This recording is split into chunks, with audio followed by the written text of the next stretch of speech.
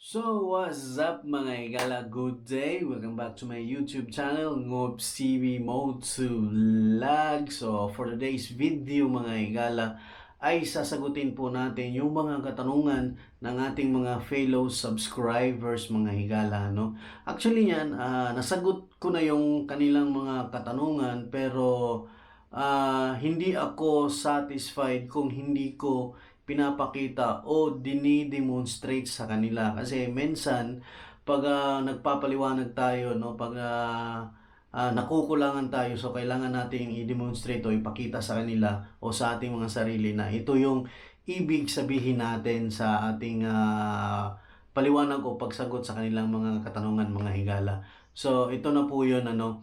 So shoutout ko nga pala ito si Alvin Pagas. Ayan. So shoutout sa iyo Brad, si Bads Moto, ayan, si Brian Riselio, ayan mga higala. Tapos si Jiffy Basco at saka yung kapatid ko na si Christopher. Yan, tol. Shout out sa iyo, tol. Galingan mo sa sa review. So, ayun dahil sa kanila, itong mga shout out ko, dahil sa kanila, nagawa natin tong vlog na to. So, nagpapasalamat din ako sa kanila kasi nagtanong sila at kailangan ko din tong i-share sa kanila at sa inyong mga higala para makita nyo at may matutunan po kayo. Ano? So, sasagutin natin yung unang katanungan ng ating subscriber na si Bads Moto. Ayan, shoutout ulit. Boss, wala ba talagang rubber washer ang needle carb ng Mio Salty? So, ano ba yung ibig mong sabihin na rubber washer? Rubber washer. Mukhang ang ibig sabihin ni Buds Moto is yung O-ring. O-ring yung ibig sabihin niya dito. So, ito po yung ating piston, diaper.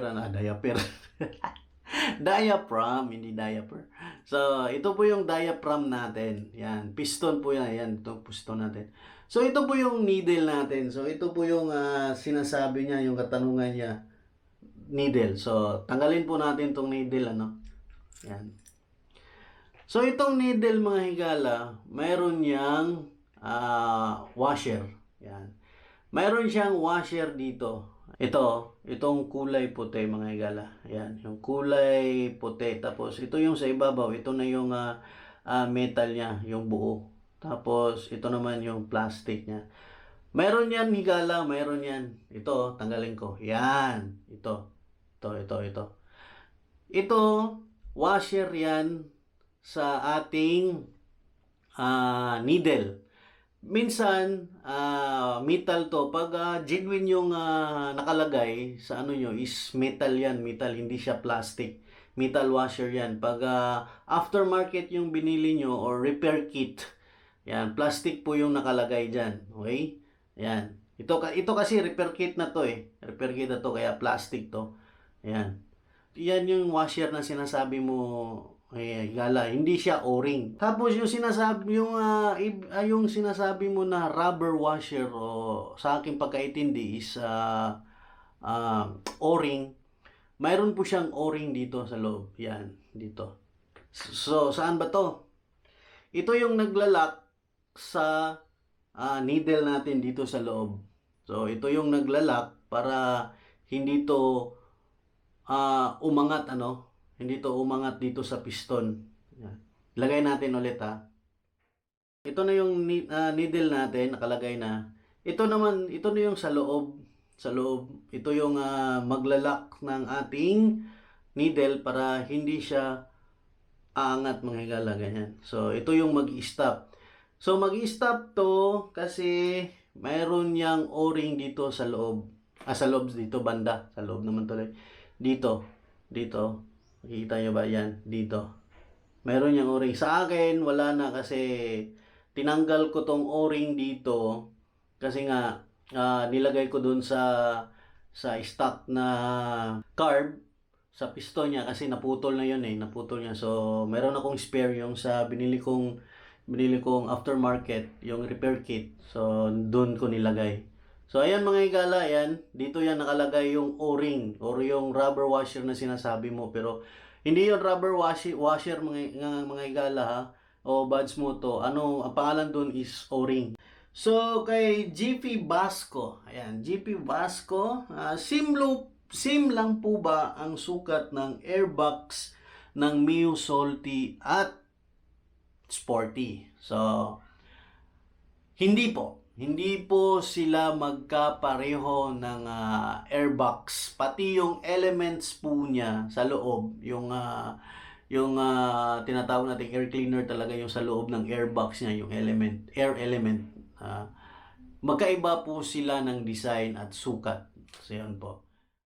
So, dito na naman tayo sa pangatlong katanungan na si Brian Roselio. Ayan, shoutout tayo ulit. Di po ba masisira ang motor pag walang magic washer? Nawala kasi yung magic washer nung nagpalit ako ng center spring sa Mio i125 na motor ko. Okay mga higala, yan.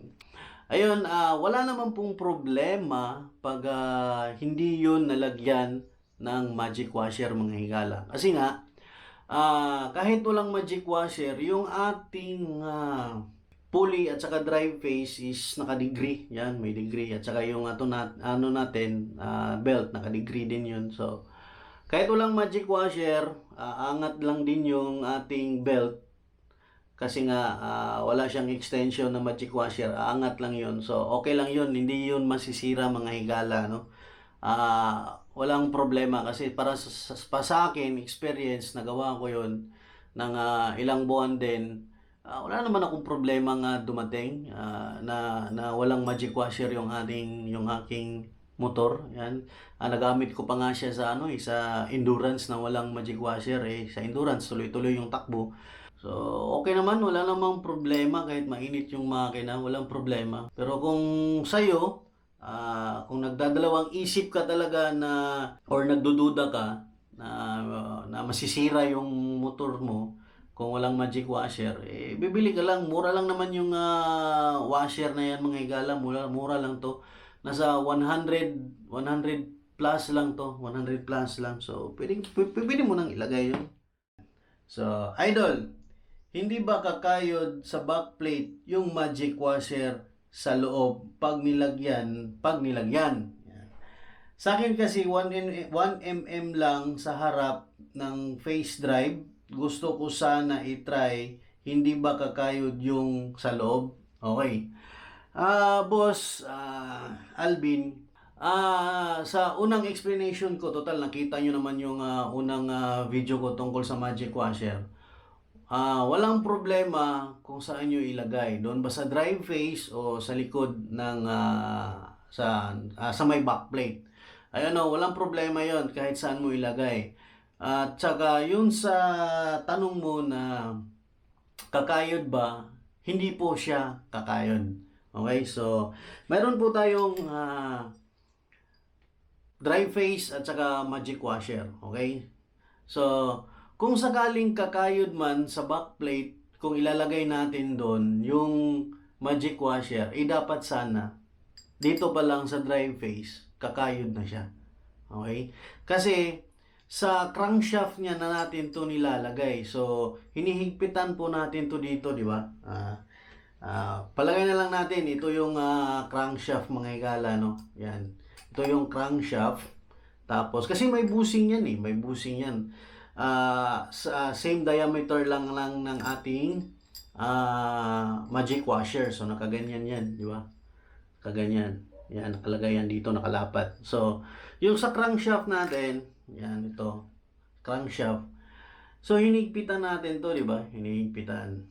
So, pag higpit natin yan, hindi kusang iikot lang tong drive face natin or pulley set natin kasama yung backplate. Iikot lang siya ng kusa. Tapos, yung ating crankshaft natin is nakapondo lang. So, hindi po yun. So, kung sakaling ganun po yung mangyari, talagang kakayod at kakayod po yung ating magic washer sa ating crankshaft. So, kaya nga, nahihigpitan dito kasi sabay silang iikot ng pulley backplate, yung pulley set natin, pulley set, at saka yung crankshaft niya. Sabayan sila iikot mga higala, no? Sasabayan sila iikot. So, kung sa pulley naman, yan. For example, pulley to kasi nandito yung lagayan ng bola. Tapos, ito yung ano natin, yung bushing. Yan, yung bushing natin. Yan, bushing. For example lang, ito yung bushing natin. Ito. So, pag nilagay natin yan, yan dyan nakalagay. Tapos, backplate. Alam mo ba yung backplate natin, kung nakikita nyo, mayroon siyang mga ngipin-ngipin. So, doon yan pinapasok sa may crankshaft din natin na may ngipin-ngipin, hindi ba? So, pag nilagay natin yung ating magic washer at saka yung backplate, sasabay din yung iikot yung backplate natin, pati yung pulley set po natin mga higala. Yan, sasabay po siyang iikot kasi hinigpitan na natin yan doon sa may drive phase. So, wag ka pong mag-alala na kakayod yung magic washer sa ating backplate kasi hindi po yan. Sasabay po yan siya iikot sa ating crankshaft mga higala. So, yun. Kung nasagot ko na po yung katanungan ninyo, Boss Alvin, so maraming salamat din po sa inyong pag-comment, higala, no? So, sana mga higala, nasagot ko na yung katanungan ninyo tungkol sa inyong katanungan. So, ayan. So, maraming salamat sa inyong lahat. So, kung sakaling may mga katanungan pa kayo sa aking mga previous videos, mga higala, ay walang problema po sa akin na isasagot ba? Tama ba yun na sasagutin. Yan, sasagutin po natin yung mga katanungan po ninyo. Wala na, rambol-rambol lang yung Tagalog ko. So, ayun. Thank you. So, God bless us all. Thank you so much sa pag-trust ng aking YouTube channel. Have a nice day. God bless. Ride safe always, mga higala.